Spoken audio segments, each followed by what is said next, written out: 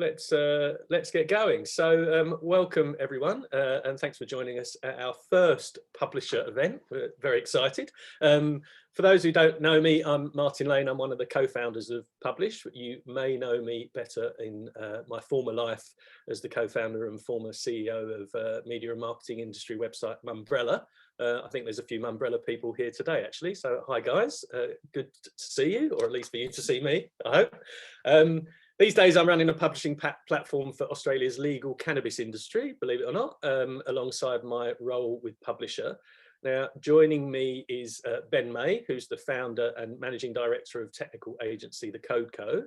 And he's my co-founder of Publisher, and it was actually all Ben's idea. I take no credit whatsoever. So Ben, maybe seeing as this is all your fault, it might be an opportunity just quickly to tell us all why Publisher, what inspired you to create it? Yeah, I think the idea came from our day-to-day working in the code company, working with publishers, sort of different points in their journey. We work with people who are starting, growing, scaling, all kinds of things. We started to see a lot of trends of similar pain points we could help. So I think Publisher was a great way for to sort of work in an engagement model with people where we can kind of help more at a consultative level, I guess, rather than necessarily building products. Sometimes people aren't ready to engage in a full digital project yet, but we've definitely got some way we can help along that journey, avoid mistakes, things you wish you knew when you didn't know, and things like that. So yeah, I think 2020 was an interesting year for anyone to launch anything. But it's been an interesting start for Publisher as well, and Martin's obviously an old client at Mumbrella, and I think between the two of us, we've been able to help people with different backgrounds from technology and product. Myself and Martin from a business and sales and all that kind of stuff as well. So yeah, that was sort of the background, and then it's been interesting, and this is a great way to sort of build some more community around the audience and the publishing community, while there is a bit of a change in flux with events and things like that. Yeah, I think that's a good point, actually. It's probably worth saying that given the kind of year we've just had, haven't really had the opportunity that we usually do for publishers to get together and to sort of share war stories and learn from each other, what people have tried, what's worked, what hasn't. So we really wanted to use this as a bit of an opportunity to hear from some industry experts, kind of help kickstart the year and kind of capitalize on some of those new opportunities. So we have a fantastic lineup of speakers who are going to be delivering some really interesting insights around the kind of biggest opportunities for publishers in 2021. So thanks to all of them for giving up their time to join us. Now, we do want this to be as interactive as possible, so please do ask questions of our speakers. At the bottom of your screen, you'll see the Q&A tab. If you pop your questions in there, not the chat box. If you want to chat, that's great. But if you can put your questions in the Q&A box, and we'll get to as many of those as we can. What we'll do is we'll hear from each speaker in turn. And after that, we'll kind of have an individual Q&A. So if you've got specific questions based around those presentations, then that's the time to kind of ask those. And then at the end, we'll have a bit of a general panel discussion that Ben and I will also join. So if you've got some sort of more generic general questions for the panel, then please hang on to those for that session at the end. Lastly, we are going to send a short survey after today's proceedings, because we'd love to get your feedback. It kind of helps us shape future events, and you go into the draw to win a free 1-hour publisher consultation with either Ben or myself, or if you're really lucky, both of us. So please do just take the time just to fill in that survey quickly and let us know how we did. Ben is the tech guy, so I take no responsibility for the technological show that's about to unfold. But let's get into it. First of all, I'm going to introduce our first speaker. We're getting a lot of feedback from publishers who are kind of understandably feeling overwhelmed by the kind of pace of change and so many different options that you're facing in order to grow your business. Which way do you go? So to help us with that is our first guest, Simon Crerar, who will be sharing 5 things to get excited about in 2021. So examples of what's working for media brands across the globe. I think many of you will know Simon. He's a digital media consultant and co-founder of PS Media, a local news startup going live this year. He's been a journalist for more than 20 years, beginning his career at the Sunday Times in London, where he reported on the first dot-com boom and bust. Before covering entertainment for the Times in Australia, he's reported for the Sydney Morning Herald, the Australian, and Far North Queensland's mighty Cairns Post. From 2013 to 2019, he was founding editor and then GM of BuzzFeed Australia. And in 2020, he worked with 5 regional publishers around Australia on a 9-month digital audience engagement and revenue growth project sponsored by Google News Initiative. Let's hear from Simon. Over to you. Thanks very much, Martin. It's a real pleasure to be here today with everyone. And if you're feeling overwhelmed, I feel your pain. I've sort of been feeling overwhelmed myself at the start of this year. We're still living with the pandemic, which disrupted everyone so much last year. And the project that I worked on last year with Megan, which she's going to talk about more, Project Kookaburra, all the publishers that we work with there, the 5 regional publishers, of course, we began that engagement in April, and like everyone else, they were really living and breathing the impact of coronavirus on their businesses. So it feels right from the beginning that this is a kind of seismic moment. It's fast forward so many of the trends that we thought we'd see over the next 5 or 10 years. And so I think just keeping up and innovating and experimenting, and I know there's so many different things to try. I'm just going to try and give you a few insights into things that I've seen that are working and have been working internationally. As Martin says, I was the founding editor and GM of BuzzFeed Australia, worked for a bunch of other places, got a really good experience of legacy media, and I have print in my veins. I love newspapers as well, but the future has been for 20 years digital and is ever more so. Last year, this project with Megan, which she'll talk about, you can see the case studies for that. We did webinars before Christmas at walkleys.com. And if you go to that site, you can see the case studies and actually replay those talks. And we talk, there's a variety of things which I think Megan is going to talk about. But it was really illuminating to me to see 4 of the 5 businesses were 100-year-old businesses, and to see, because I've been working, even back in 1999 on a digital website for the Times of London, that many publishers are still just starting to really begin their digital journeys deeply. And so, it was really illuminating to see that sort of, where in particular regional publishers are kind of at. As Martin mentioned, I'm putting together a startup now, and we'll shortly be going live with that. We're not operating under Chatham House rules, but I'm not public with this yet. I'm just sharing it with you guys today. We're going to be doing a kind of softy launch in February. So I don't know if there's any media reporters on the call. If there are, message me. We can talk about this before we kind of go public with it. I know Denise and Corrine and big tweeters are on the call. So please maybe don't tweet this one out, but I'm happy to talk with anybody on the call about this directly. And we'll be sharing much more about PS Media very shortly. So a big thing I urge you guys to read is a report which I know Jacob, who's talking today, has I've been writing about in recent weeks, is this really big report that just dropped from Reuters about all the technology trends and predictions. There's loads in there. Obviously, subscriptions is increasing as this huge kind of trend for the whole industry. And I think one of the key insights there is that now more than 70% of executives feel that subscription is the most important revenue stream for their business. A massive switch from just 2 years ago when advertising and branded content was still the most important thing. You really got to diversify, not just 1 or 2, but 4 or 5 different revenue streams is vital.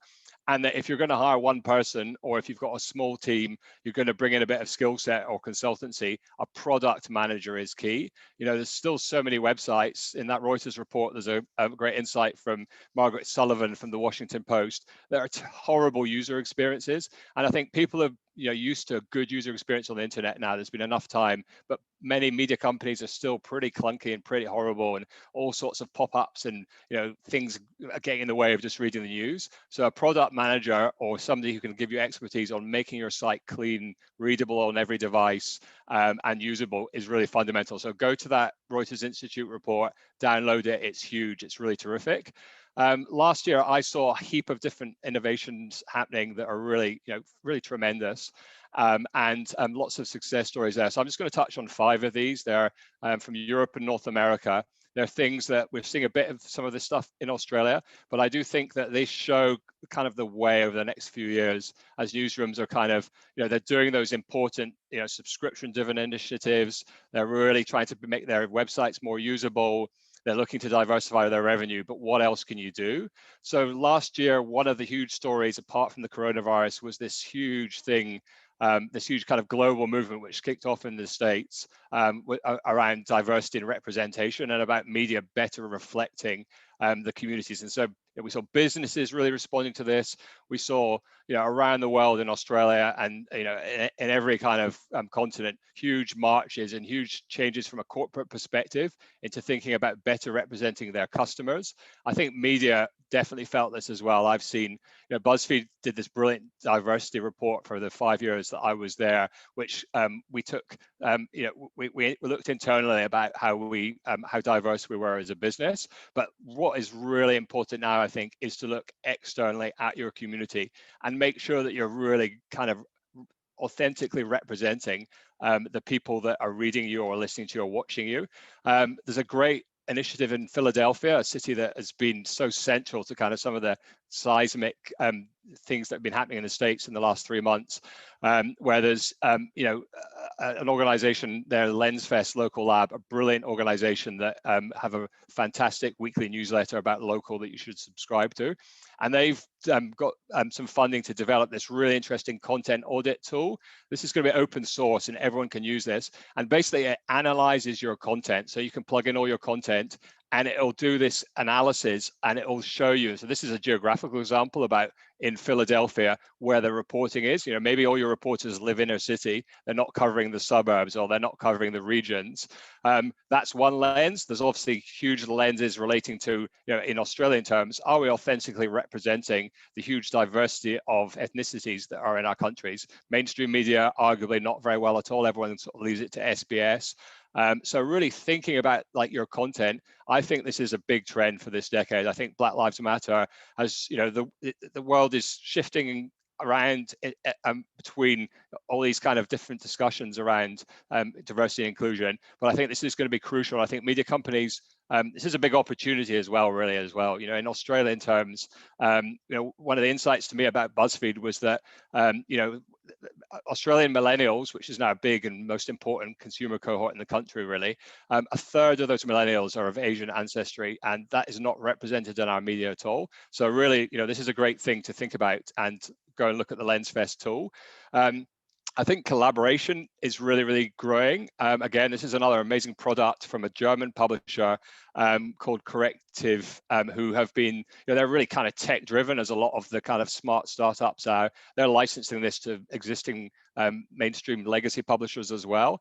And they're also a publisher themselves. And they're really deploying data in a really interesting way to do collaborative investigations. The Hamburg project was really interesting. They looked at, and again, it would be very interesting to do this kind of thing in Australia, about the big companies that owned and were developing housing and about the political links there. Another really interesting thing they did was in Dresden, where they looked at school attendance, a big investigation where thousands of parents looked at that. And they found that there were major issues with teaching and with the number of teachers that were available, which were really affecting the quality of experience for the kids.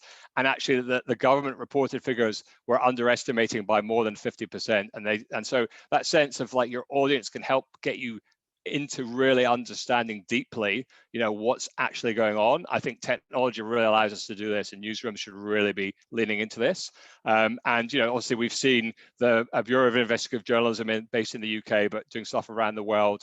ProPublica in the US, multiple Pulitzer Prize winning over the last decade, who've really, they're a technology, a media tech company deploying technology to really think about how they can collaborate with audience. So I see that as a big thing to start thinking about. And there's loads of kind of open source and free tools. You don't need to spend any money at all to start doing this. You can use, Google Forms, and you can use all sorts of different things to start asking your audience for their input. And your reporters can broaden, their sources, multiply them massively by asking their communities to let them know what's going on. There's loads of innovation happening around the world. I'm sure, like me, for the last couple of years, you've really ramped up your podcast listening. I'm very excited in the local space about this new thing that's getting going in the States, CityCast. And it's basically like a 10 or 15 minute podcast daily for a city that really seeks to, again, go back to that thing about really listening and understanding the city really deeply. Sorry, that's my dogs. Apologies about that. Shh. Hopefully I've not got a postie. Maybe I do. I might have to pause for 1 second, Martin. I'm sorry.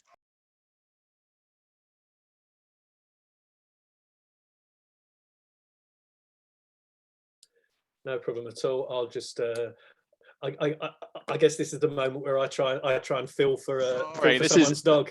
No, that's Amazon deliveries. I've been working from home now for quite a long time, like everyone else, and there's always that juggle. Apologies about that.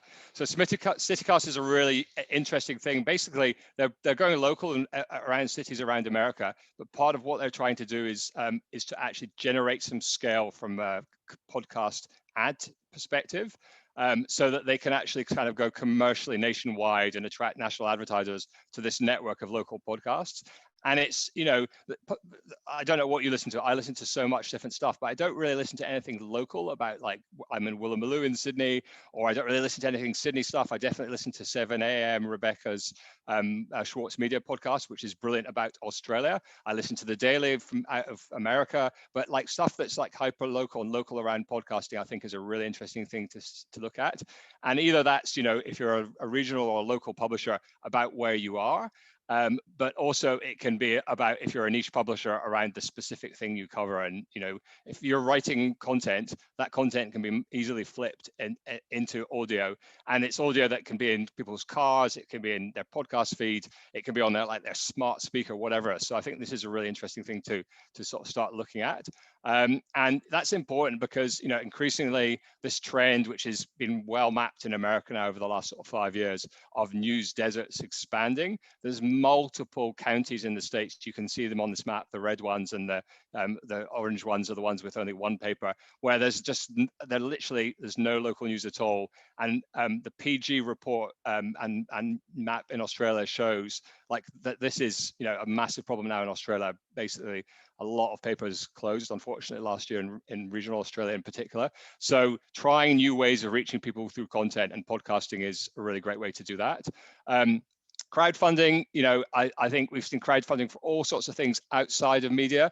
This Noteworthy is an amazing publisher in Ireland who have been basically generating this really smart way of asking people what they want to see covered, and then upvoting those things, what those proposals are, and then saying, okay, well, this is €2,000 or €3,000 to do this piece of reporting, and then they actually are generating the kind of content that their audience really, really, really wants. And so I think, this is a couple of examples here. I think about salmon fishing and the harm it's doing to the marine ecosystem in Western Ireland.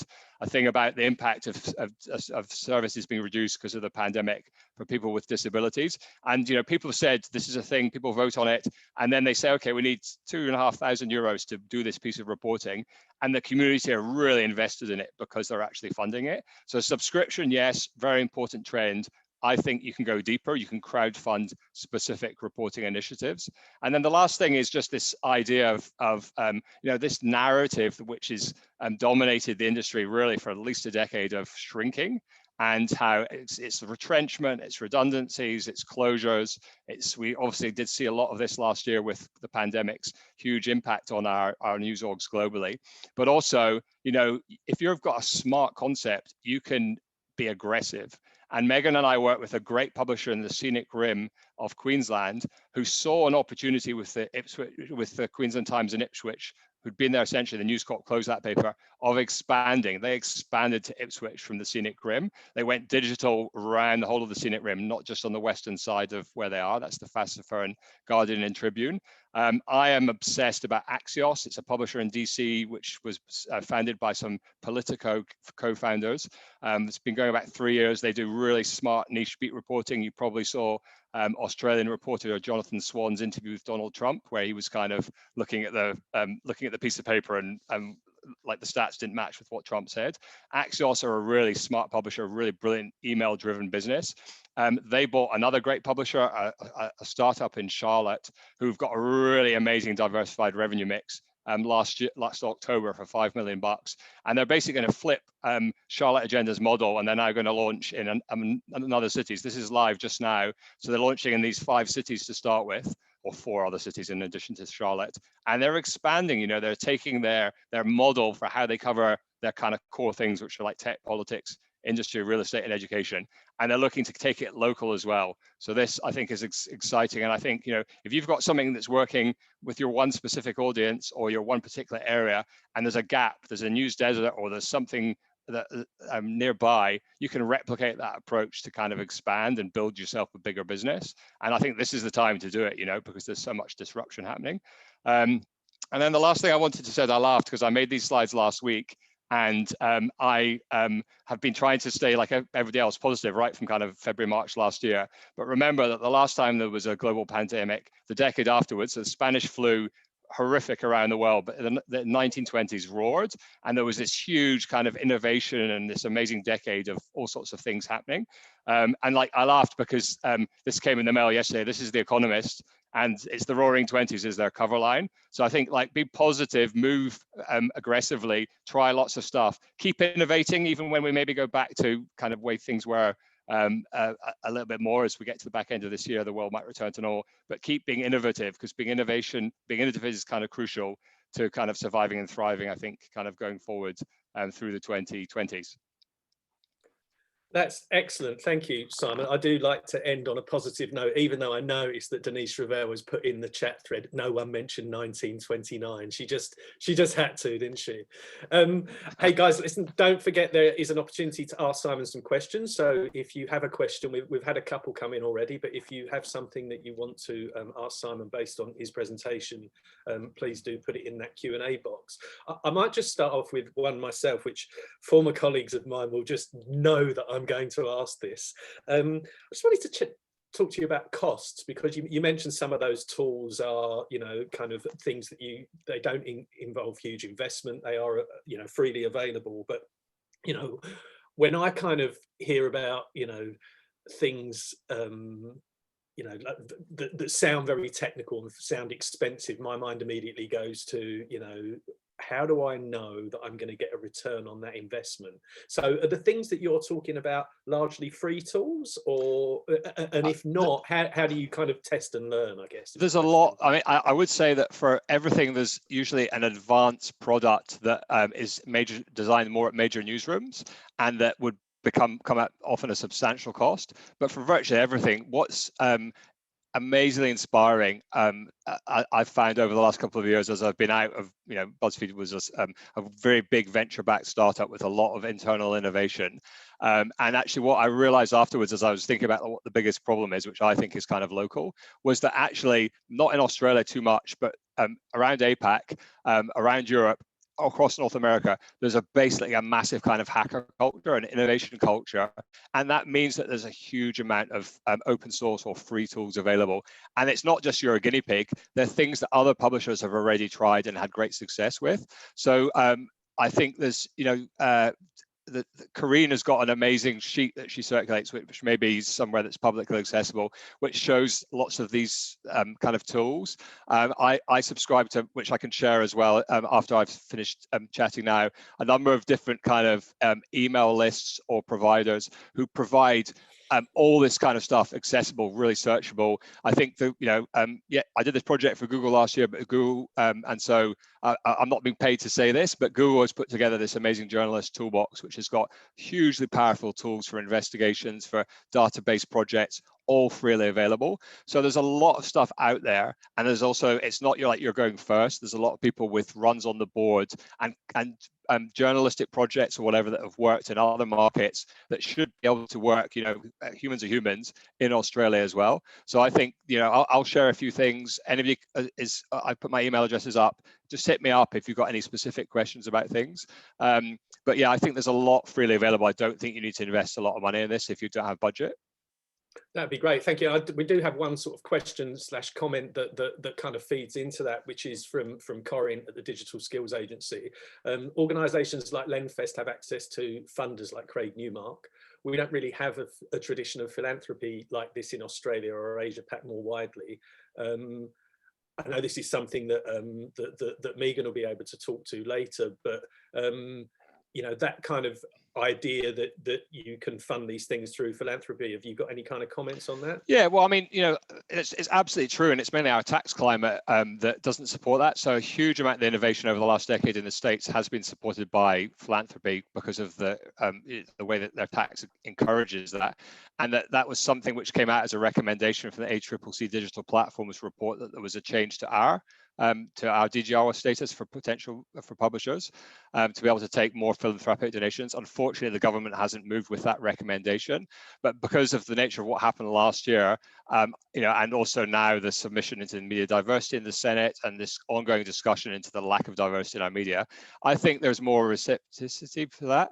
And also, it was interesting in the budget that the September budget that the AGF up in Brisbane plus Judith Nielsen did get GGR1 status. So I think we're going to start seeing a trickle, which, let's hope becomes more of a flood as the decade goes, as there's the realism of the challenges, particularly for legacy publishers, in an ability for the more philanthropy money to flow to media in this country. I have been involved, along with some other people, some of whom are on this call, with some discussions with Judith Nielsen Institute about maybe putting something in place to help out this particular sector. Nothing's yet up and running, but there's a coalition of people who recognize that there's just a need for more support for independent publishers. There's not a peak body. I went to a great conference in Nashville in October 19 called the Local Independent Online News Association Conference. Hundreds of publishers from around America supporting each other with lots of support for this ecosystem. So I do think that there's definitely more needs to be done. Whether we would see it under our current government is a kind of TBC, but I do think that there's going to be there's going to be a need for more kind of support, and so hopefully Judith Nielsen Institute can blaze a trail that others can maybe follow. Okay, well, Simon, look, we're already running over time. Such was the depth of your knowledge. So thank you for that. Just one very quick comment, actually, from Kylie at STEM Matters. Hi, Kylie. It just says, for small publishers, are there courses out there for product management? It would be good to upskill even if you employ someone.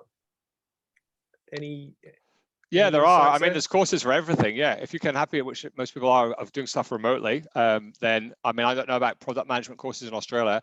There's definitely stuff run out of Asia and stuff out of Europe and North America. So yeah, I'm again happy to have a look at that and try and help you figure that out, Kylie. Yeah, that'd be brilliant. And if anyone else has got any insights, please on that or anything else, please do stick them in the chat bar, which I see is going crazy, which is great. Okay, we're gonna need to move on. Thank you, Simon, and we'll talk to you again shortly. So our second speaker is Schwartz Media Chief Executive Rebecca Costello. Since 2006, Rebecca has led Schwartz through times of significant change for media, including digital transition, the GFC, and now a global pandemic.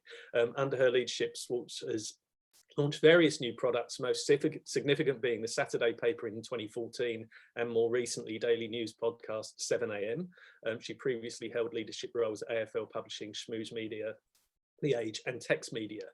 So 2 years ago, her aim for 2019 was to take serious journalism into the mainstream in a way that didn't rely on newsletters or traditional engagement channels.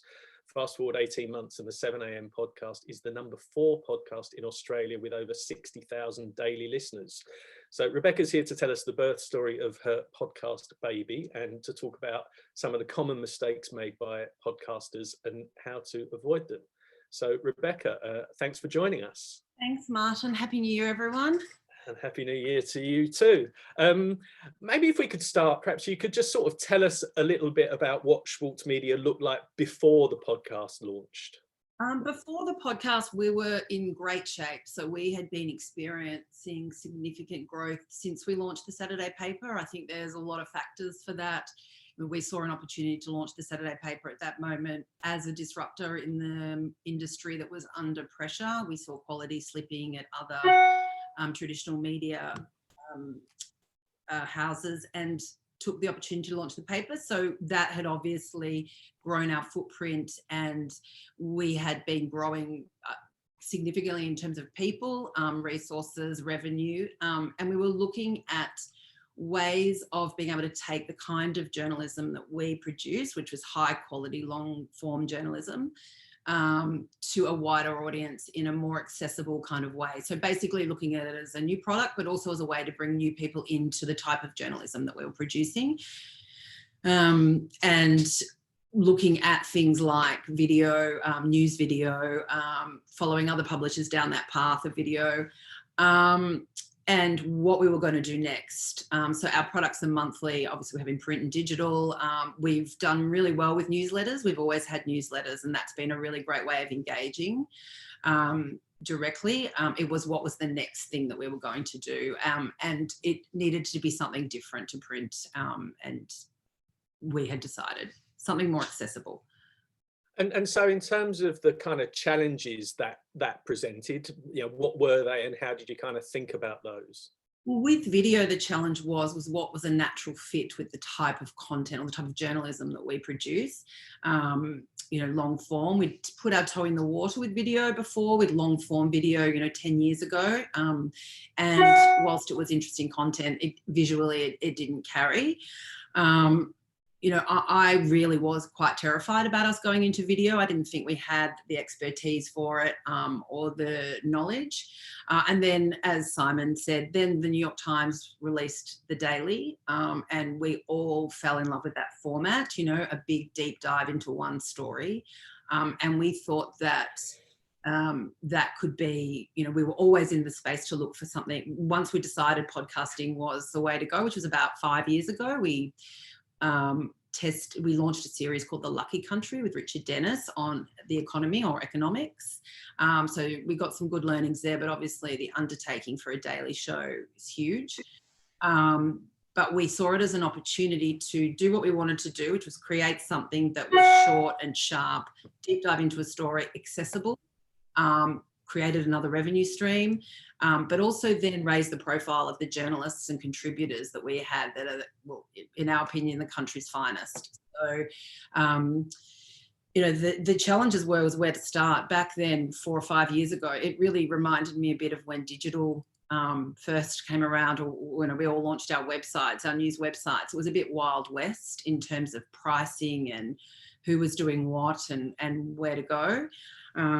So I think that they were the initial challenges for us were how were we going to do this? What sort of team? It was a whole new skill set for us. Yeah, and I was going to ask you about that in terms of kind of resourcing. Was this something where you kind of went, well, how do we repurpose the team we've got? Did you have to hire new people in with new skill sets? Because obviously that's always, I think one of the challenges for publishers when you're trying to do something new is you don't have a revenue stream to start with. So again, how do you kind of get something going without betting the business on it?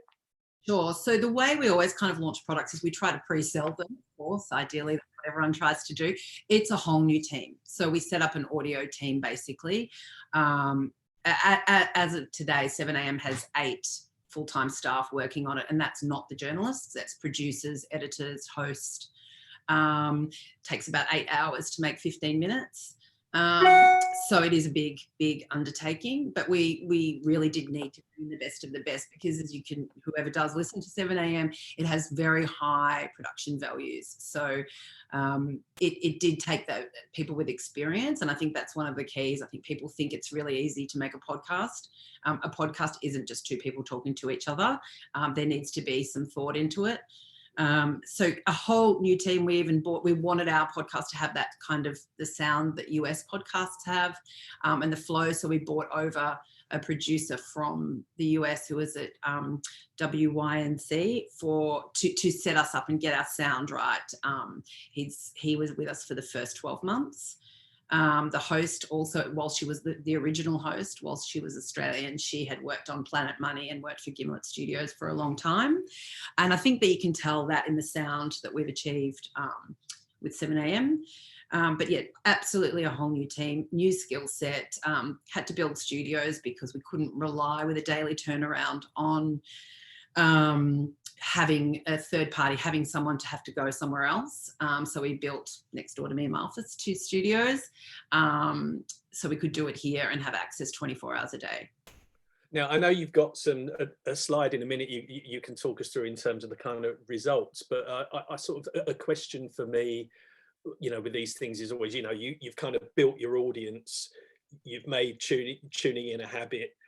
How do you then turn that into revenue? What are the real kind of drivers that you use to make money? Well, so we two ways. So obviously you don't have subscription revenue because podcasts are free and in my view should be free. So we set up, even going right back to basics, we, in some ways, I feel like we set the price for a daily news podcast. We went in, as we do with everything, when we went in quite high, so $120 cost per thousand. It's sold on a cost per thousand basis. So there was advertising revenue, but we also in the back set up support 7 a.m. So whilst it was a free product, we set up a program for people to be able to donate money to keep 7 a.m. alive, and whether that was one-off donations or recurring, and that has done very well for us as well.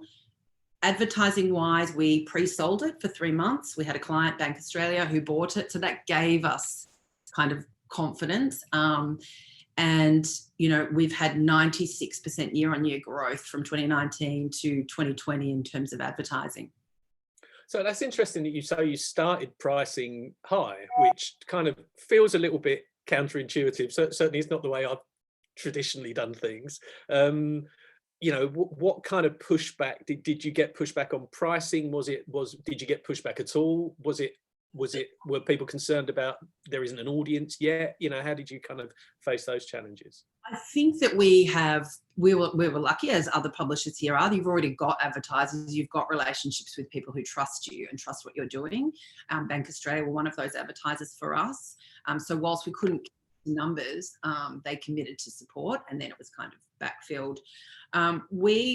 Even our digital, we're about quality audience rather than people dipping in and out. So going high fits with the rest of our product suite. It was quite terrifying because it was double what, say, an Acast was selling their premium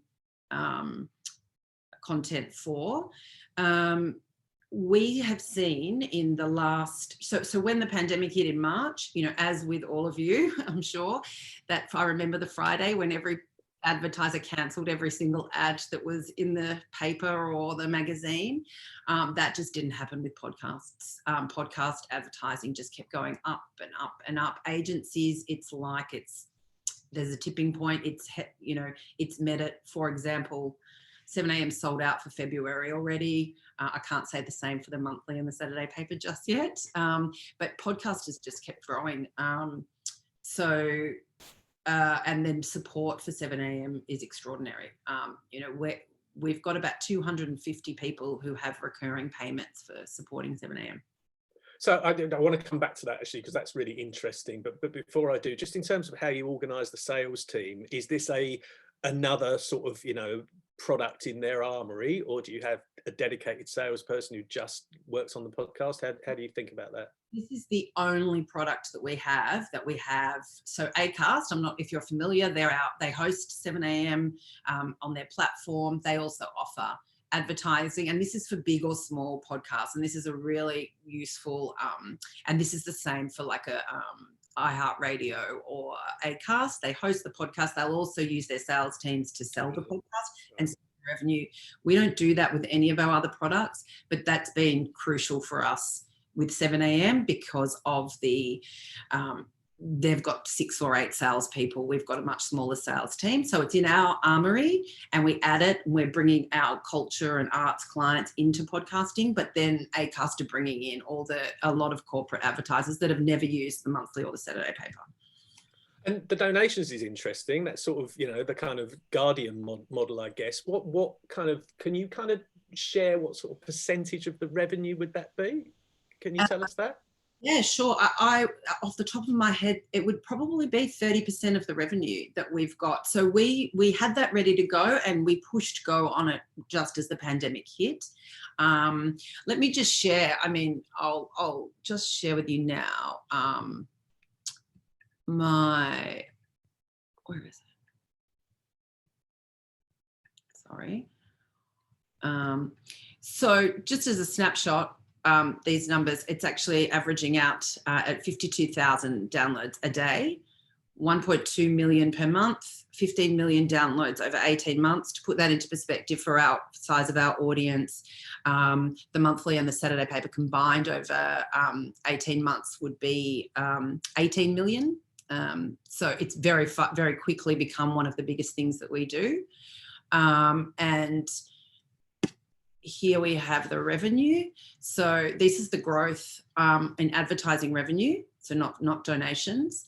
And Q4 2019 to Q4 2020, it's 96% growth, and that is not slowing down. So in terms of having a commercial model for other publishers, I feel like 7am's done some great work with agencies to get them to consider podcasting, as has Acast.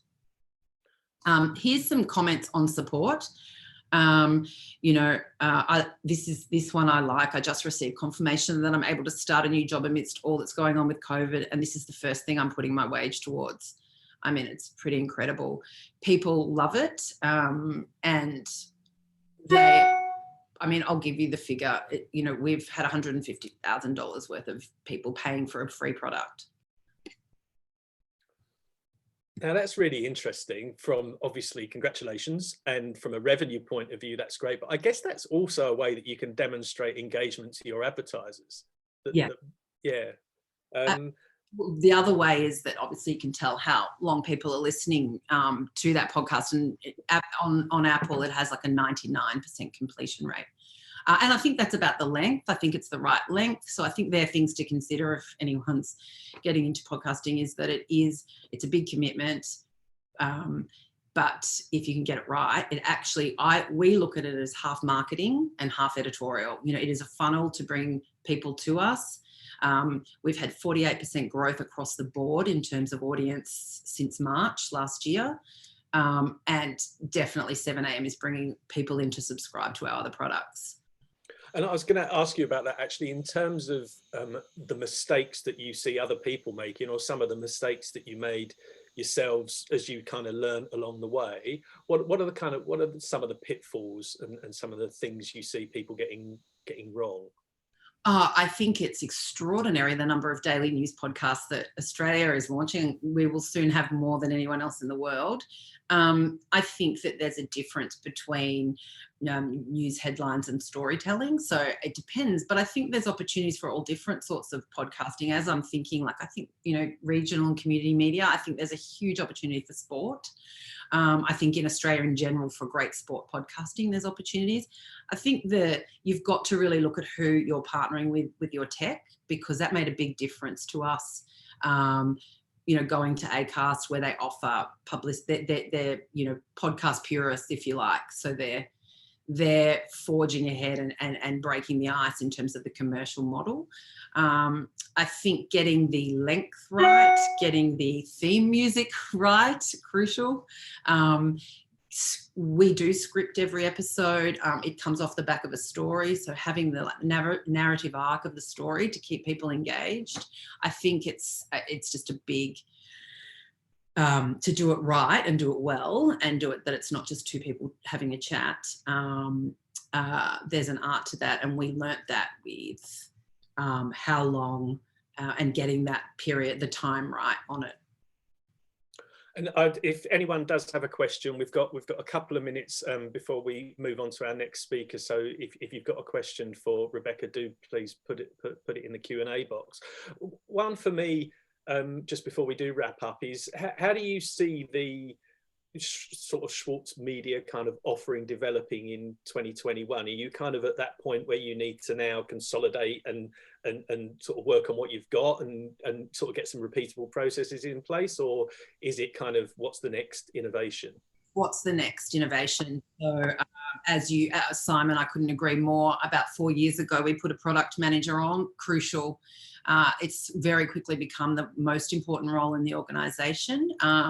So we are, as we speak, finessing, taking all friction points out of our subscription funnels and processes. But absolutely, we see opportunity, a couple of opportunities in the newsletter space, but podcasting is what's next for us in podcasting is where we're at. So we've got some ideas. One of those will be 7 a.m. series on specific topics, so 3-part, 5-part series, because we can't rest on our laurels. Like, we are the number 4, which is so exciting to have serious news content sitting up above Kyle and Jackie O. So that's exciting. And then, you know, it is, what do we do next in this space? And we literally, that's what I'm doing this afternoon, is we are mapping out what is next in this space. Oh, thank you, Simon Summer-Schwartz. Thank you. So we've got a couple of questions, actually. So Denise Chevelle from Mediascope. Hi, Denise. Good to chat to you yesterday. Says, what kind of overview do you have on the type of advertisers or sectors who support your content? Is there any advertiser or sector you'd say no to? So I guess a couple of questions there. Who are your advertisers, and who have you turned away, or would you turn away? Turn away all gambling. Absolutely. And in terms of the advertisers 7 a.m. is bringing to us, brand new. I mean, coming up, you know, retrospectively, we've had people that we've never had, big corporate brands that we often had. Core of our advertising revenue comes from culture, so arts and travel for our existing titles. But we've had, you know, we even had McDonald's McCafe on 7 a.m. at the end of last year, only McCafe. So really diverse, broad, and ticking the boxes that we wanted. This is a mainstream product. This is the most mainstream thing that we do. And the fact that it is serious news about really important issues in Australia, and, you know, we are, I would say, the leading media independent media company, the great alternative to the others.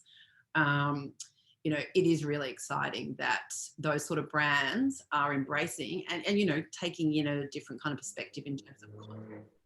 Yeah, that's fantastic. I mean, to be able to widen your advertiser footprint, I think is, you know, kind of in many ways the holy grail. So congratulations. One last question before we move on, from Kim at Michael West Media. What's the ideal podcast length in your view?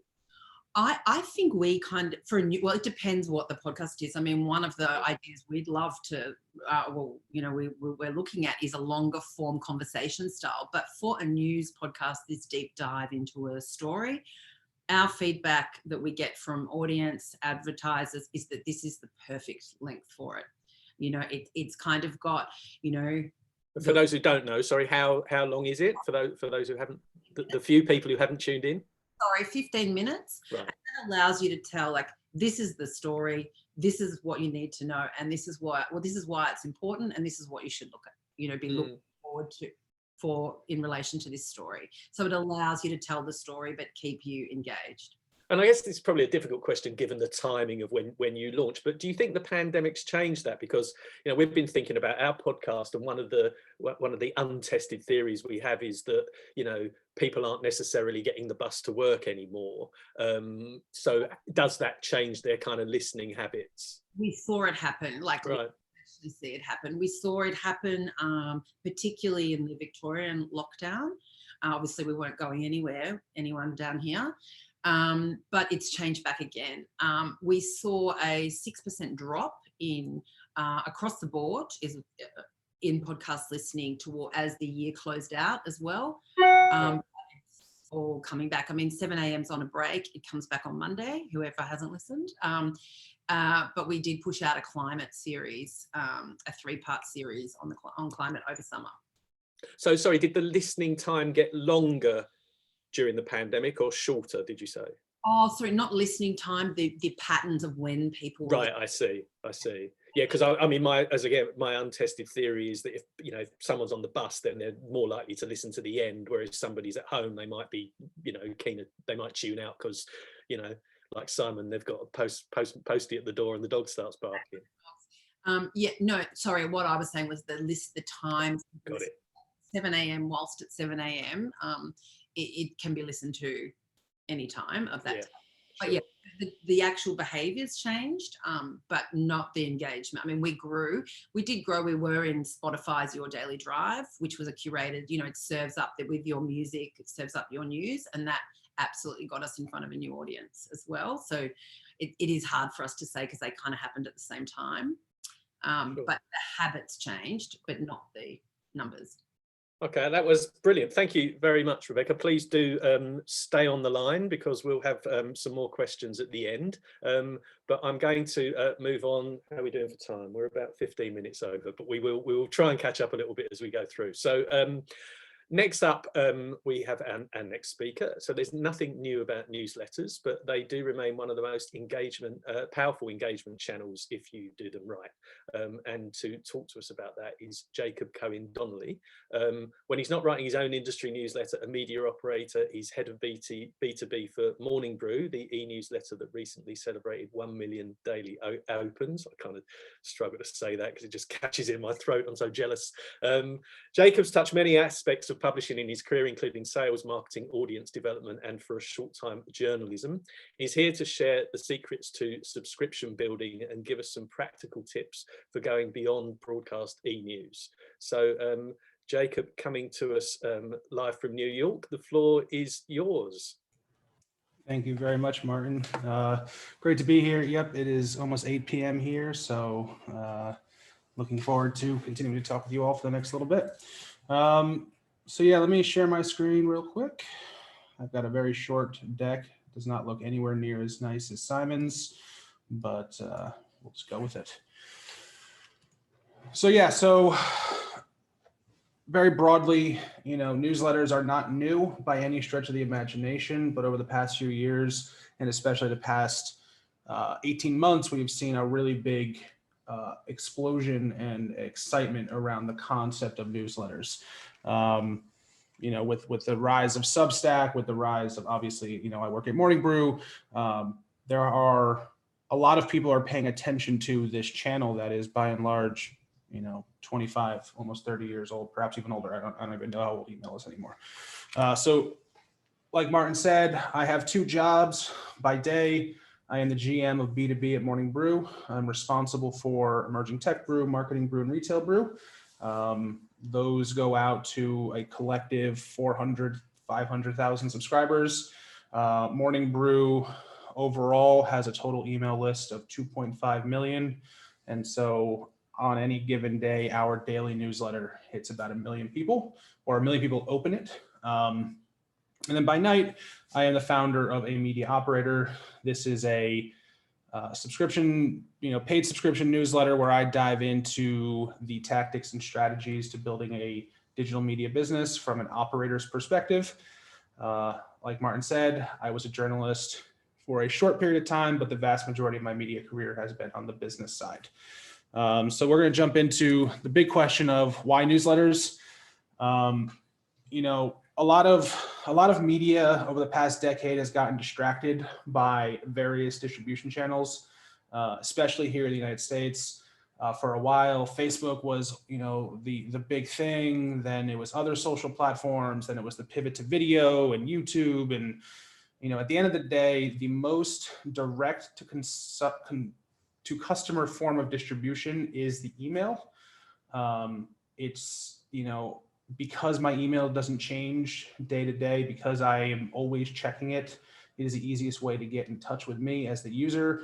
I'm also, when I subscribe for a newsletter, I am asking for information, so it is also more of a permissioned form of distribution versus other less than appealing ways. Another reason why newsletters is, according to Piano, which is a registration platform that powers a lot of the subscription platforms here in the States, email has the highest conversion rate to paid subscription across all of their publishers. The median is a little over 0.5%, whereas things like social and just even on-site is half of that. So if you've got a sizable email list and you are working with that list on a regular basis, they're more likely to sign up for a paid subscription, which just makes sense because they're likely seeing your content more than they would if they were not a subscriber. And that leads to the third bullet point, which is that email actually supports habit forming. if you look at your churn from, for paid subscribers, most of it takes place in the first month, right? Which is why we encourage things like full year deals and selling by the quarter, because, in that first month, if you don't get a subscriber hooked, they're like, why am I spending this money? And so by using a newsletter and by using email, you can actually help to form habit where they come back to your site on a regular basis. They consume your content on a regular basis. And then the final bullet point is, these newsletters can become products that can be sponsored in and of themselves. The Morning Brew business is entirely built on newsletter sponsorship. We are expanding into podcasts. We're expanding into non-newsletter content, but we've built an 8-figure business on email alone, where a single day sponsorship can cost upwards of $50,000. So these, if done well, these are products that can be sponsored. But the way most media companies do newsletters is through an RSS feed or an automated newsletter, which is effectively, you can see the image on the left, I sign up and I just get a bunch of links, right? There's no real context. There's no real curation. There's nothing other than just this newsletter has decided these are the links that matter to me, right? These are really easy to spin up. Just ask your developer to give you an RSS feed of the stories. It'll take about 5 minutes. And you can launch it. But the problem is with so many people now, with so many companies launching newsletters, users have to decide, do I choose this really low quality newsletter or do I choose a high quality newsletter? So when we talk about why some of these newsletter companies are seeing 35, 40, 45% open rates, it's because they are taking the time to really create a product that matters. Media companies that are still pushing RSS newsletters without a plan to move towards something higher quality are not going to see the same success with their newsletters than those that are moving towards the concept of a newsletter as the product.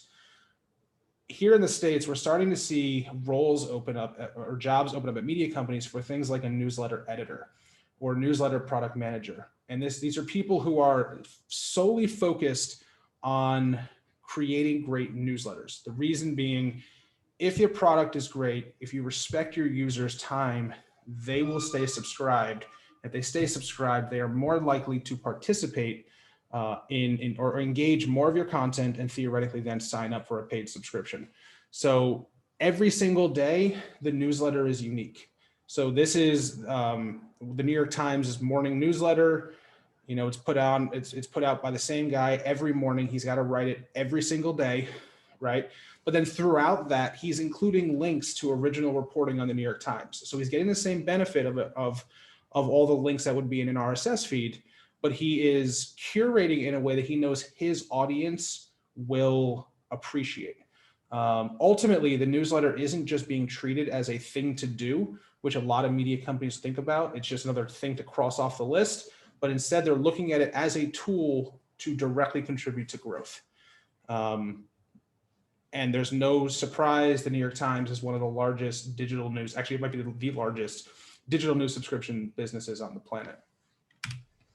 Other examples of good newsletters, obviously I'm going to brag about our own, because I think that Morning Brew does a pretty good job with their newsletter. But The Hustle is another one. You will notice, if you look at the archives of either of these, each newsletter is different, right? The design is the same, but we really, it's important that each story has its own graphics, each story has its own copy. It goes through the same process any other story published, any published story would take, where it's got, the writer writes it, the editor copy edits it, line edits, goes back and forth with them. We send it to a copy editor. But it's really important, if you go through a full one of these newsletters, you are getting the complete package. We're not just teasing you with information. We are giving you the information. And then if you want to read more, you can. But we are respecting the fact that you're busy and that you need the information in a quick way, and that's it. So, like I said, my slides, not really in depth, but what I want to finish on is a few action points that you could hopefully walk away with to start making your newsletters better. So the first thing to do, in my opinion, if you do decide to create a newsletter, is when a user signs up, create a welcome series for when that user subscribes. And what you're doing here is you're starting to create that habit with them from day one. Day one, thank them for signing up. Day 5, send them a few of your best articles. Day 7, send them, if they're on one newsletter, perhaps send them, other newsletters that you have. What you're trying to do is train your user through email to start really appreciating what you have to offer. At the end of that series, push them into a newsletter that brings the most important and curated content to them on a daily or weekly basis. Give them the option to choose. It's better to hit them weekly than never. So if they're overwhelmed with daily content, obviously, give them the option to go weekly. Keep your list clean. So this is we call this list hygiene. At Morning Brew, there will be weeks where we will unsubscribe 80 to 100,000 people. And that's because these are people who have not opened an email in a long time. That has a few negative effects for us. One, it costs money to send those emails to people. It's a tiny amount of money for an email send, but it's still money. Two, if you send your open rates and your engagement rates on newsletters, the ISPs, the internet service providers, are paying attention to that. And if you have an email that goes out with a very low open rate, you might start running into deliverability issues. So keeping your list clean is incredibly important. And then when you think about the 3 major metrics to track, the first is list size. It is obviously important, continue growing that with the understanding that you want to keep your list clean. The second is your engagement. This is both open rates and then potentially click-through rates. You want to know how your users are engaging with your content. Something else to consider is make your newsletters, make it open to being replied to. Email is a communication channel. Too many media companies will send their newsletters from a no reply at mediacompany.com. That is a horrible idea. You're communicating with your reader. Let them reply back to you. Our writers at Morning Brew reply to every single email that comes in. It doesn't matter how many there are, they reply to every single one because those are our customers, right? They trust us day in and day out. And then the final thing to track is, and this is a more advanced analytics conversation, but time from sign up to unsubscribe by cohort. So what this becomes is you will understand how valuable one of these newsletter subscribers is to you. If they sign up, in January and they unsubscribe in April, that's X number, that's 4 months of them being subscribed. You can then calculate how much ad revenue you potentially earned from them and start to understand the value of a subscriber. Then with that data, you can then start to get a little bit more advanced and start experimenting with paid acquisition and things like that. But these are the 3 main metrics that I think are the most important to track when getting into newsletters and email overall. And yeah, that's it. I'm Jacob at amediaoperator.com, my newsletter on the site, which you can find at amediaoperator.com. And I will stop sharing. Jacob, thank you very much. That was fascinating. We've got time for just a couple of questions, and then if there are any other questions for Jacob, we will have the panel at the end. But I do want to, give Megan a good crack at her presentation. So just very quickly, we've got a question from various people actually saying, how do you manage concerns with newer generations and the risk that younger people just aren't signing up for email? Is that a concern? No. Morning Brew is a newsletter for the modern business leader comprised primarily of millennials, and all, they very much check their email.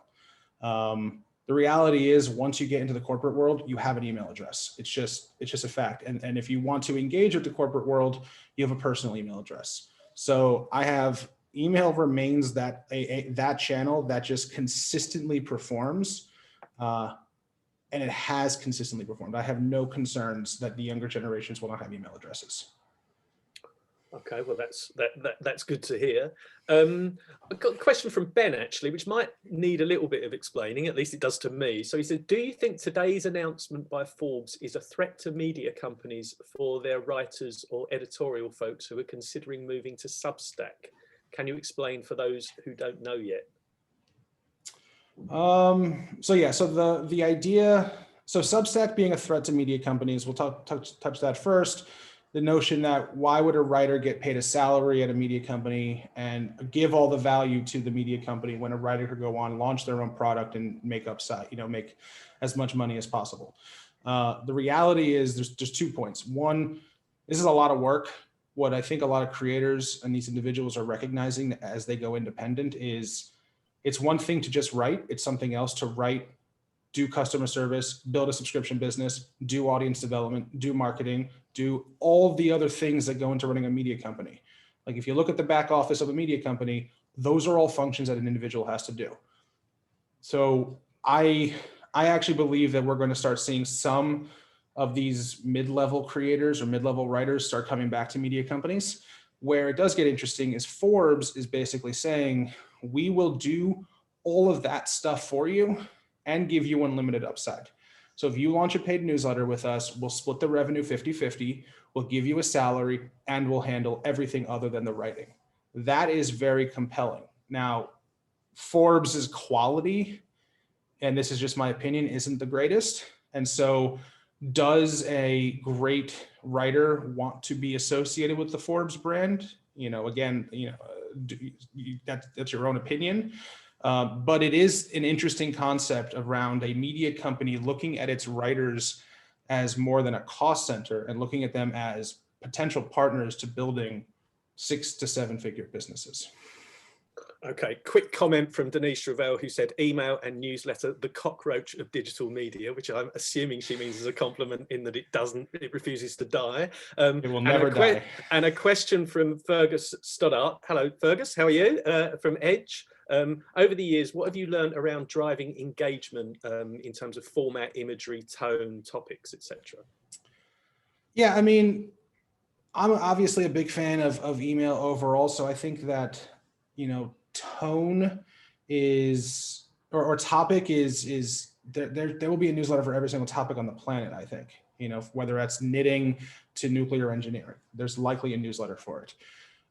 Tone, I mean, it ultimately depends on your reader, but if we look at the most successful email-driven companies, they talk in a conversational voice, right? Stodgy writing does not do well in email.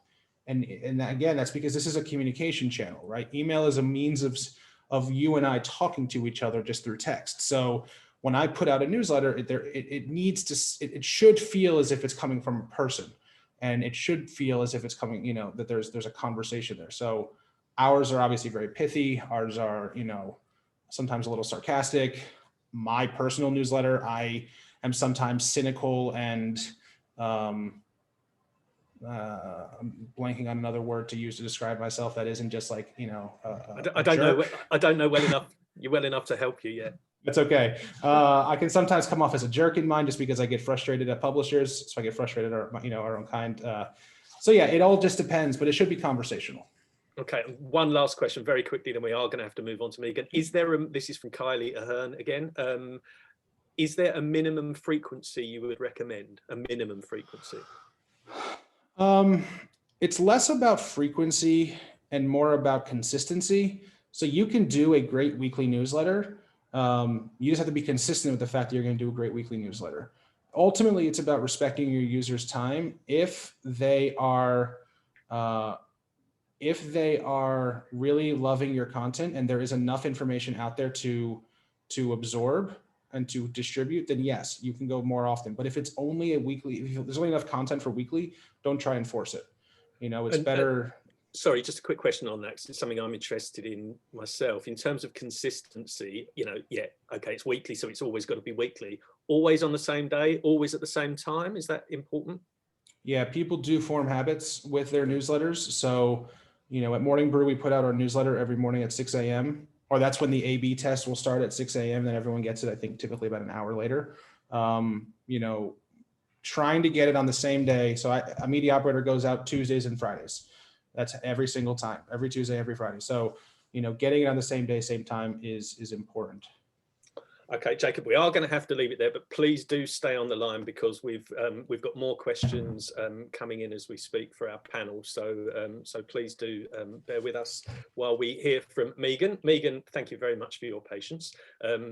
Megan is no stranger to digital disruption, having led PwC's Australian Entertainment and Media Outlook report during her time as a partner there. She has more than 25 years experience in media marketing and managing digital disruption, designing cross-media strategies, assessing new digital opportunities, and providing independent commentary and keynote addresses on 12 media and telecommunications sectors. She's now chair of the advisory committee for ACMA's Regional and Small Publishers Innovation Fund, and she's going to talk to us about the key opportunities for regional and niche publishers, sectors that have arguably experienced the biggest transformation in the last 12 months. But as she will explain, they're also the ones with the greatest potential. So Megan, thank you very much for your patience. Over to you.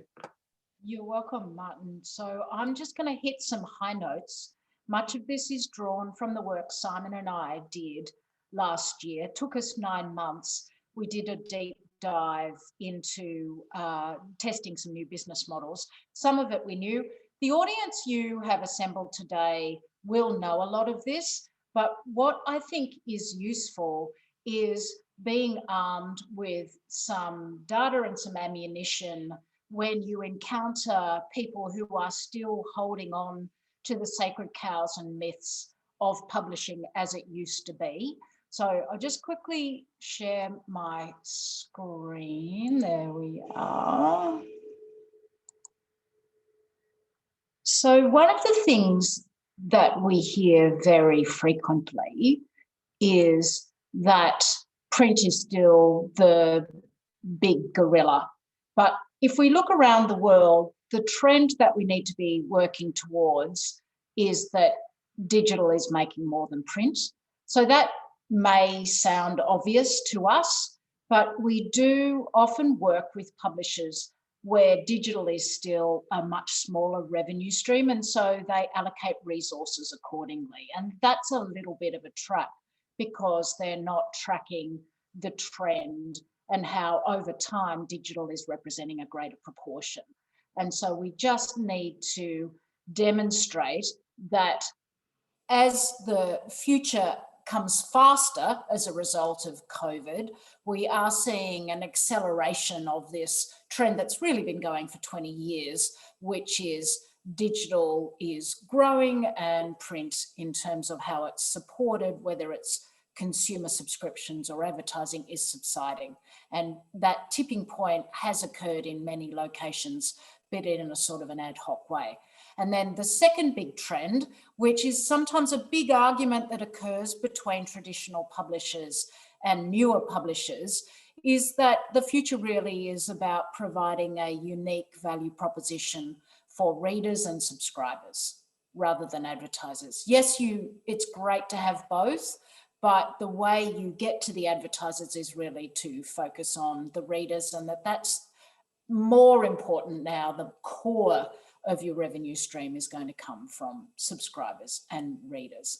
And then the great nirvana, the absolute sort of golden, the golden goose that we're all been seeking is to achieve net revenue growth. And we are seeing examples of that. And Simon's put some in here, you know, Financial Times, The Guardian, Boston Globe, that these are examples where that tipping point has been achieved, and that's great. And then this is, you spoke about philanthropy and whether or not Australia will duplicate the US scenario where they have many examples of journalism being supported by philanthropy. I do not see that happening in Australia. Not those, you know, big brand foundations where you have, they might have deep pockets, but essentially they're going, will I support the ballet or will I support journalists? You know, and they can be very whimsical in shifting between those choices. I think it's much better to develop a very strong value proposition in the way Rebecca described with 7am, that it's so clearly a loved product that donations become a way to demonstrate that readers' love of the product. And that is in some ways philanthropy, but it's a much more crowdsourced philanthropy than those big traditional philanthropic organizations. So the best way of doing that is uniqueness. It's not different from any other business product or any product really. If it's not as substitutable, it's going to be much more valued. And then your revenue stream from those consumers is much more sustainable. And one of the clearest ways we've seen uniqueness is through localism, because that's where the gaps are in the market. But there's other ways too. Jacob described sector-specific newsletters. That's a brilliant way of underlining uniqueness. And then you've also got the quality pitch, which is what Schwartz Media's always been about. So that really superb premium sort of quality is also what we had with one of our publishers in Kookaburra, a beautiful publication in Tasmania that focused on wilderness photography and everything Tasmanian. And it's so valued by would-be Tasmanians and also the Tasmanian diaspora around the world, that it just was a strong brand attribute that couldn't be duplicated by others. So I think that that is, if you're thinking about how to be unique, think about that type of approach is a really powerful way. And then, well, Jacob couldn't have explained better how newsletters do double duty. Not only are they a magnificent marketing machine that not only works at the top of the funnel with brand awareness, but also conversion, better even than social media and other forms of media channel. So that's its first big job as a marketing, doing its marketing magic, but then it's a product in itself, sponsorable or other ways of making it really monetizable. So honestly, could not speak more highly of newsletters. Very excited to hear that Rebecca's exploring all those opportunities, because that would be a great product fit for Schwartz. And I think Morning Brew, one of the newsletters that I subscribe to, demonstrates that, every morning too. So, can't really go past a newsletter. And this, I think, is a good lesson for Australian publishers, because we're not as good as Americans generally at asking for what we need. And when we've had publishers, when we look at examples of successful small publishers in the US, a bit like the NPR and other supporter, listener-supported audio media products, they're really good at being clear about how they need their supporters to continue. And Australians sometimes are a bit shy about being overt in asking for help. But I think not only should we be less shy about that, but also work out what the value is we're offering in return beyond the media product. And that can be the status or the excitement of being part of a community. So you subscribe, you get merch to demonstrate your personal values because you are a subscriber to a particular media product. I think that's a really a good learning for Australian publishers too. Our media brands are part of our personal identity. And now there's such a diversity of them. By wearing them, we can really enhance our own and do the work of the media brand in terms of helping market the media brand, but we're also doing our own personal branding too. I am a Morning Brew person, or I am a Pod Save America person. I think these things are really going to blossom as we see more of them in Australia. This is one Simon brought to my attention and I absolutely love. And it sounds a bit grim now. We've been going through a global pandemic, but essentially the point is publishers exploring using their core capabilities and assets. And one of those assets is trust. And those of you who know me have known that I've been banging on about media trust for many, many years. But that is a business asset that can be combined with your core capability, quality journalism, let's say, consumer contact, let's say, and take that into a development of a new product or services. So obituaries are a brilliant example. We traditionally, with publishing, have only ever given local dignitaries a nice long obituary with pictures. Well, why couldn't we offer that as a service? And digital gives us that endless supply of inventory to expand, and particularly photo galleries, for example. Why couldn't we put a journalist onto a beat of monetizable obituaries? And we are starting to see some of this in Australia. This is an American example, and I do think we'll see more and more of this, where we get these T-shaped employees, journalists becoming multifaceted, where they apply their core capability, their journalism skills, and do other work, monetizable work for the publisher. And then everyone's mentioned this, it's so important. We have to have diversified revenue streams, but I would say, as a business person, that a key part of this is also having the back office systems to make multiple revenue streams not an admin headache. Like, make sure everyone in the organization has tools, simple things even, like apps that take pictures of your receipts and automatically carves off the GST. So make sure the accounting and the back office functions are there to support the diversified revenue streams, including the capture of them to help decision making. So while reader data is absolutely critical, I love Jacob's top 3 metrics for following, for newsletters. It's also really critical for those managers of the new media companies to have data they can interrogate, including where our money is coming from and how much time is being spent on the admin to make that money. Because if juggling multiple revenue streams is a whole new thing for media companies.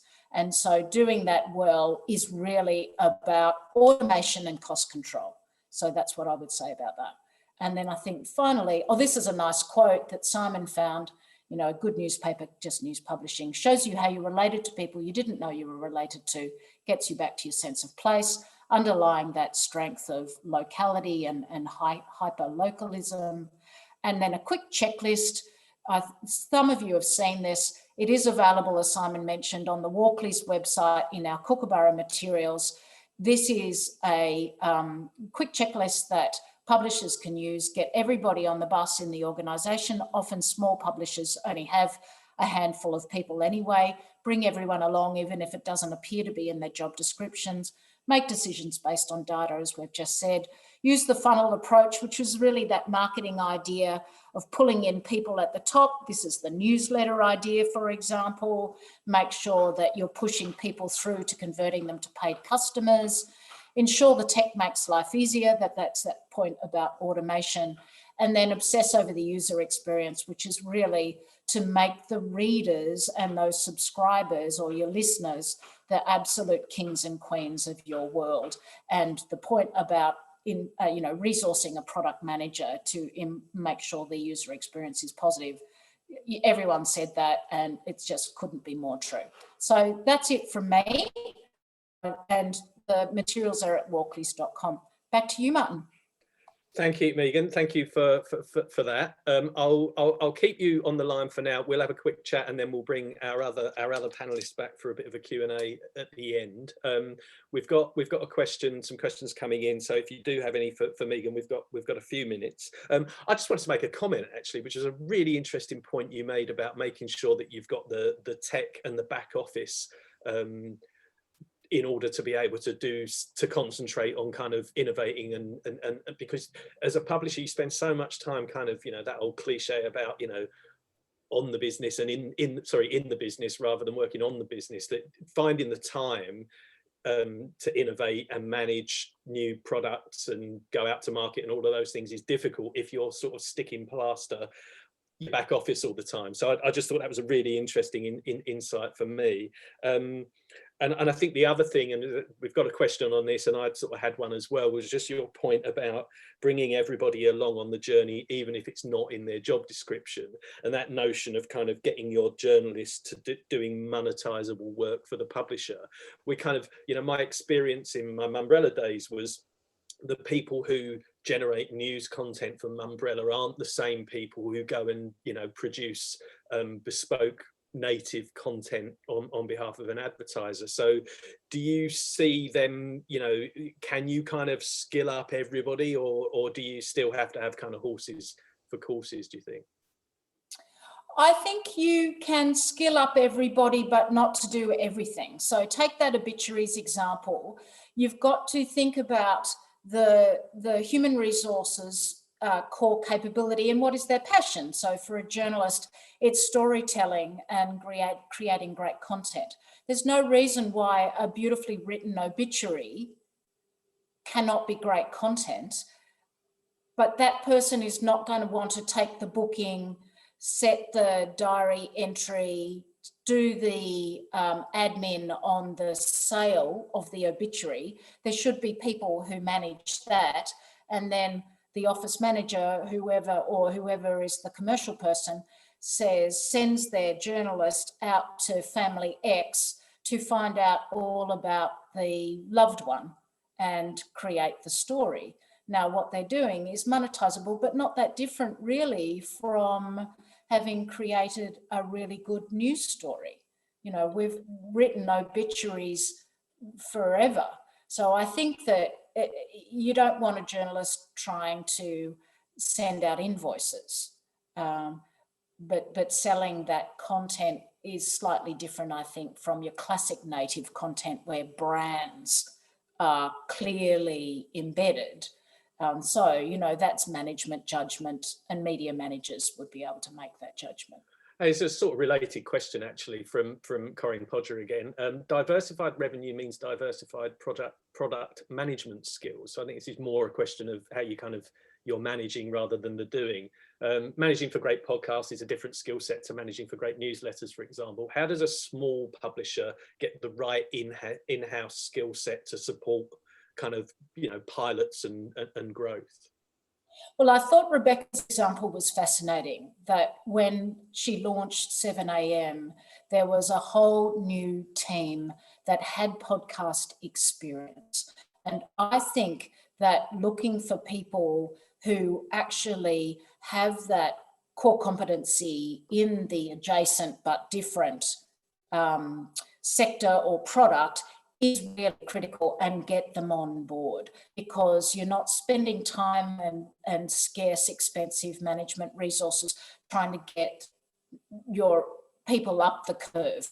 Bring the person in with the experience and the knowledge, and then get that person to, you know, horizontally across the organization share their skills and have internal sharing forums and learning forums. And this is that point about getting everybody on the bus. But don't think that you can necessarily just spray paint somebody to be a different person. You do need to invest in some skills that represent the new revenue stream.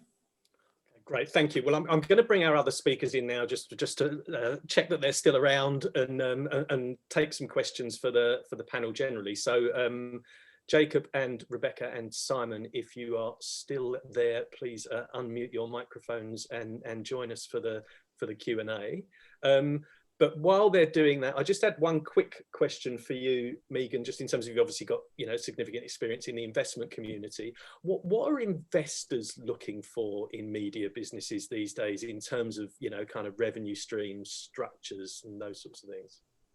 They're looking for digital. Anything digital still has gloss. High growth is what they hear when they hear the word digital. They are looking for repeatable revenue streams. So anything that looks like it can be subscription is very attractive, because you can forecast it.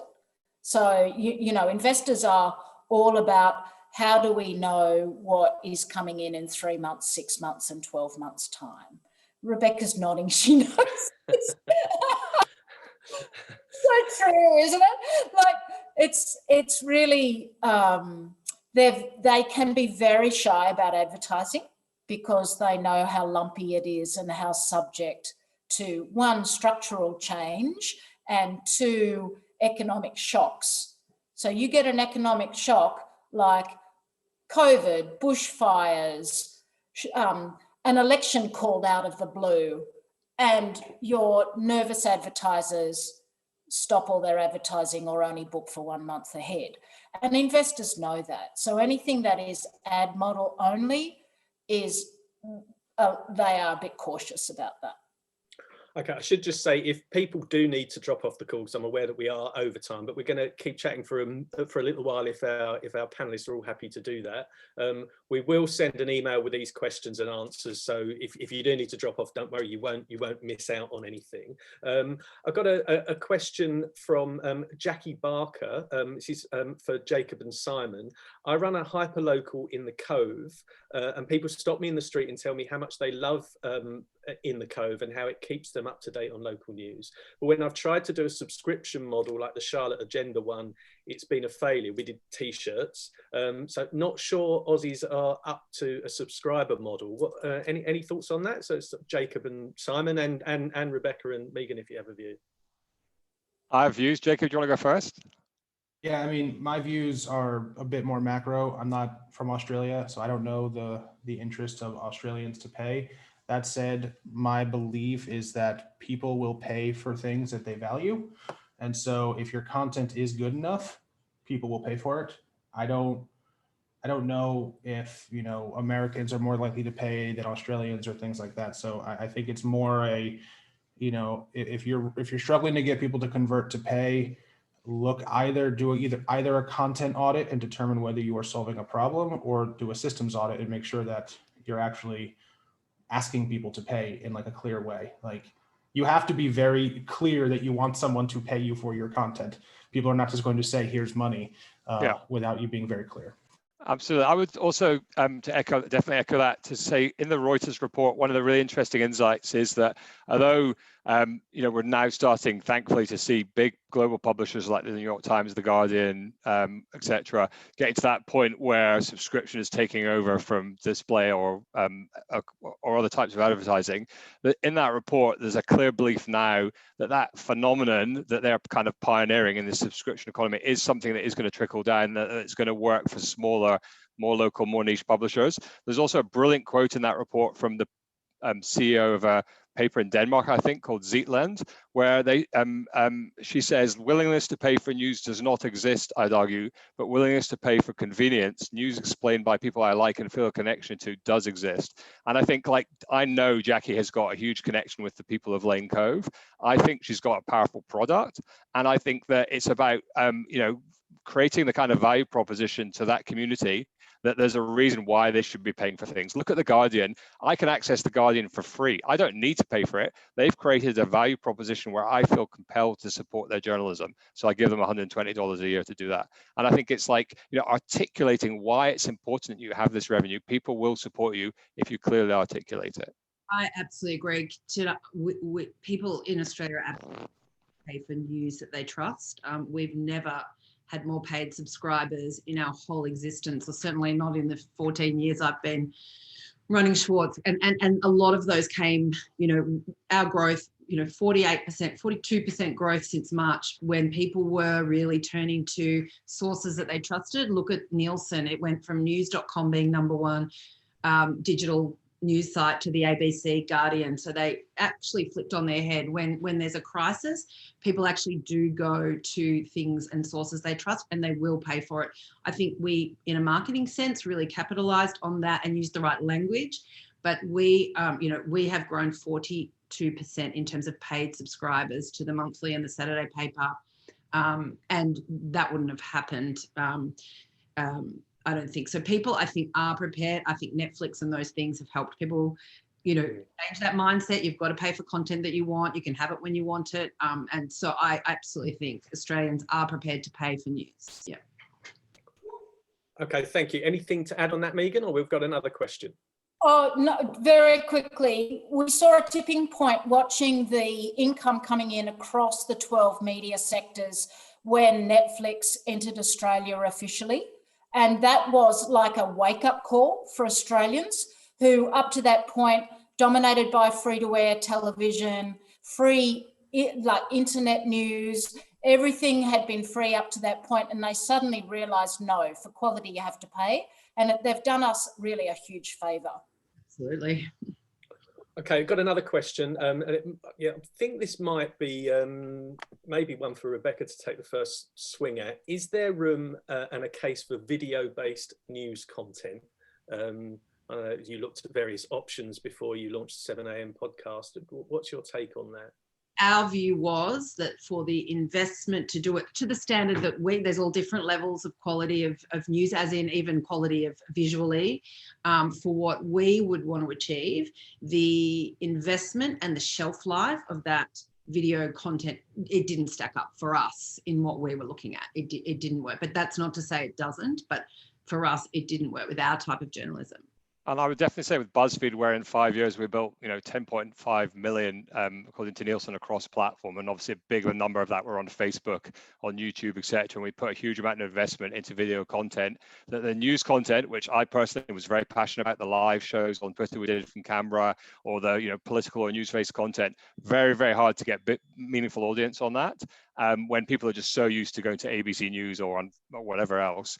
And very different also to get revenue against that. It's particularly if it's fast produced and it's it's not got that kind of separation maybe of kind of church or state that an advertiser feels confident about with advertising around news.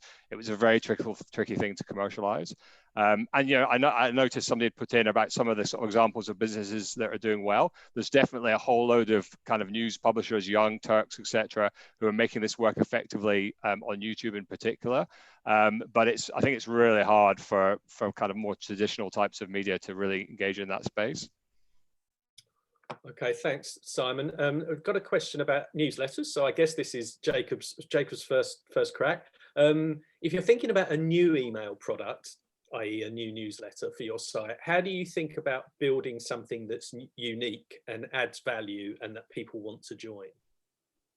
And the first thing I'm looking at is what content I am already creating on my media company. So if you are a niche media company that, if you're a B2B media company about travel or logistics, right, and you write about trucking a lot, and your readers are really absorbing a lot of that information, there's probably an opportunity to create a newsletter about trucking. And then perhaps you include, some of your reporting only in that newsletter, or you offer, your reporting is still on the website, but you have your reporters connect the dots in the newsletter and offer some commentary, pulling in other sources. But I would look at what kind of content your audience is already engaging with on the site, and then use that as a precursor to what you might want to push to them through newsletters. Okay, thank you. I've got a question here, which is, I think, something that we can all kind of have a think about. Do you think 2020 will fundamentally change how we do business, or will we eventually go back to doing the same things the same way as before? I might bring Megan in on that one first up, but yeah, if everybody could have a think about that one, it feels like we'll all have a view. It's been a great test and experimentation period, and I expect a big chunk of those tests, the people who have participated in them, i.e. everyone in Australia, would conclude that some things we want to continue doing. So, the changes that were underway very slowly, they've just been accelerated. And do we really need to continue doing things the same way we always did? The answer is no, and there's no way we're going back. And I think that, if you talk to health professionals, this is a new normal now, even with a vaccine. We are going to have to be more cautious about, we've all experienced one now, a pandemic, so we are going to be more cautious. And I think it's going to have even small things, like I'll give you a quick example. I was discussing with a CEO yesterday what change he's seen as a result of the pandemic at his board level. And he was saying a lot of the old blokes have retired because what they really liked about sitting on a board was the luxury, the traveling overseas, going interstate, having the meals, you know, all of that really glamorous side of being a board member. And what was left is just the hard yakka. Come on, Megan, you need to spill the names, spill the beans. I'm not revealing what board it is, but he was telling me the chair and 2 board directors have resigned as a result of losing all of those benefits. And that's going to mean, if that happens right across Australia, we're going to get a board refresh in corporate Australia. That would be great. And a lot more women. I was going to say that's a very interesting point. I'm really struggling to feel sorry for them at this point, but maybe that's just my natural bitterness cracking in. Rebecca, what do you think from a business point of view? Is there no going back now? No going back, and it's exciting. I think it opens up lots of opportunities. We've all had to think smarter, work smarter. Work's definitely changed. We're not going to be encouraging people to work in the office full time ever again, I don't imagine, because they're happier. But obviously you need to. Sometimes I think in a business sense it has, you know, the things that were good are really great, have been highlighted as being great. The things that were bad you can get rid of. We had a fantastic partnership, had a wine service. We realised, you know, that's out. We're going to focus on our core business. So, you know, I think it's exciting. It won't go back, but I think it, you know, in some ways it needed a shake up. And I'm just going to bring Simon and Jacob in on that, but there's a comment from Kim actually, which I think sort of fleshes out the conversation a bit. Isn't it fair to say that almost all media benefited hugely from 2020? Simon, what do you think on that?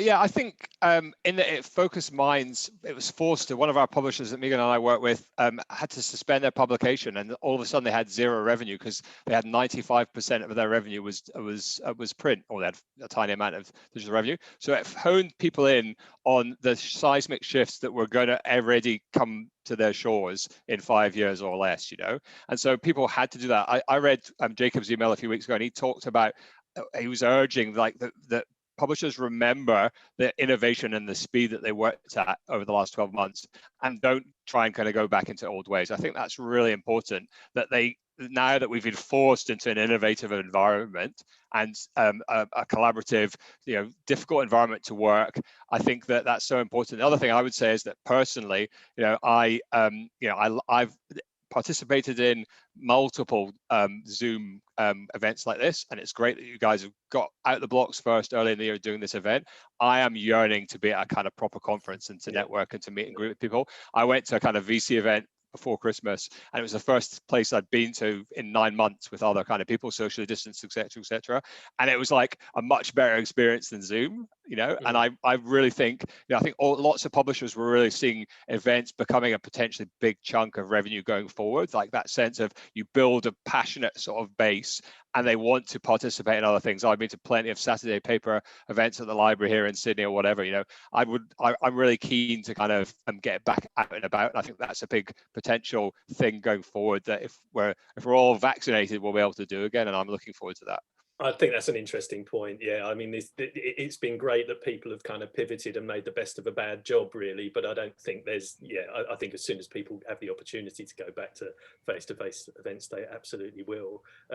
Jacob, I'm going to just throw to you on that one if you have any comment, and then I have one last question before we wrap up. Yeah, I mean, I'm obviously here in America where we've done an absolutely horrible job with COVID. We have completely butchered any sort of responsible approach to taking care of our people, and it's disappointing. That said, when the vaccine does come out, the energy is going to be unreal. I feel, you know, Kim commented that, you know, saying that almost all media benefited hugely from 2020, except for media companies that relied on events. And unfortunately, a lot of media companies here in the States made the pivot hardcore to events to such an extent that they gave up their digital media properties, because who needs this expensive journalist when you just have a great event, right? That doesn't work when COVID hits. So, you know, looking forward, you know, yes, I think that the innovation can't stop. We can't get comfortable. The past decade in media has been spent being very, I don't want to use the word lazy, but just very uninspiring when it comes to innovation. We've, at least here in the States with programmatic advertising, we gave up control of our entire business to third parties to handle that for us.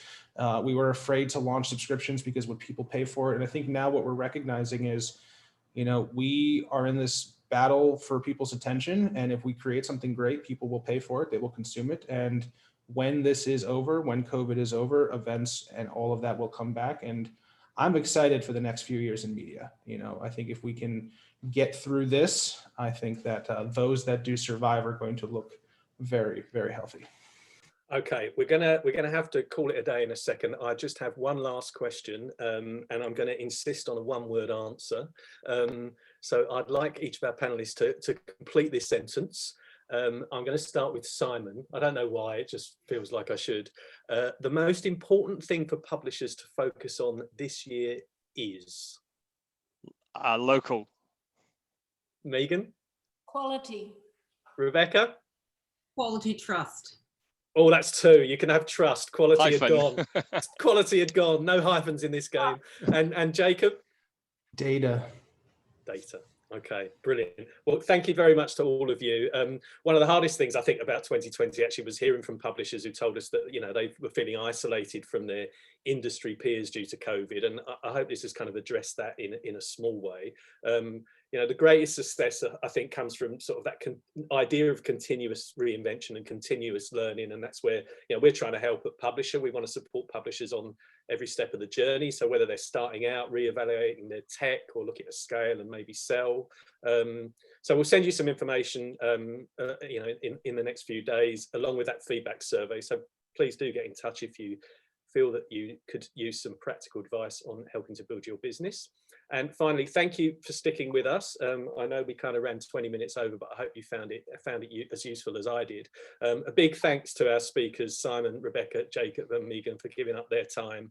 And thank you for joining us and being so involved in the Q&A and the conversation. Most importantly, I wish everyone here a happy, healthy and successful 2021 and beyond. So thank you very much, and we'll try and do something like this again very soon. Cheers. Martin, thanks everyone. Thank you. Bye. Bye.